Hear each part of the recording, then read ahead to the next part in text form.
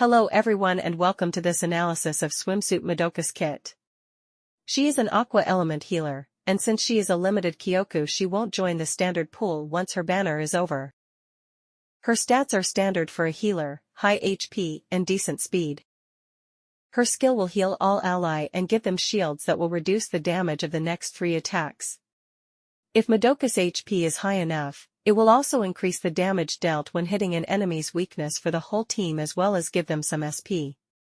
The shield is mostly here so she can pair well with Swimsuit Mommy, but even outside of that it's nice to have to increase the team's survivability. The problem with her skill is that you need to be above 90% HP to get its full value. It shouldn't be a problem in most scenarios but it can still happen. And 3 MP is really not a lot but any MP generation is nice to have. Her special attack deal damage to all enemies and heal your whole team as well as giving them an attack buff. There is the same problem as her skill of needing to be above 80% HP to get the offensive buff, which is a bit annoying but still fine in most cases. Her ability makes her activate an assist at the beginning of her first turn and whenever she gets 5 magic. An assist works the same way as a follow-up attack. Whenever the conditions are met it will activate even if it's not the character's turn.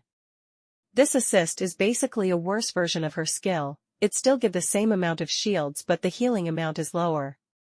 It will also give her some action advance though, so even if you're not fully healed after her assist she will be able to use her skill soon after. Madoka generate magic whenever an ally still has a shield after taking damage, so the amount of magic generated by each use of her skill depends on the amount of single target or AoE attacks used by the enemies, or who they are targeting. If every ally gets hit by a single target twice it could generate up to 10 magic, but if they use 2 AoE attack you will only get 2 magic. I think you should expect around 3 to maybe 4 magic every skill use on average, but like I said this can greatly vary. Her support ability is really good, and is probably the best ones for healers in most cases. There are exceptions like Doppel Iroha who doesn't need the HP since her healing scales with attack, but she can still use it just for the speed. And although it's the best one for Keyed, she is sometimes played as an MP battery, and in these situations she'd rather use Ryra or Mommy's support ability. Her ascensions are pretty underwhelming with her A2 being an exception. Not that the other ones are bad but they're just not worth it. The best support ability for her is Keyd's, but Doppel Iroha support is actually not bad on her since she doesn't mind going before the enemies despite being a healer. And Yuma is a good option if you don't have the other two. For portrait you want to give her max HP or HP recovery.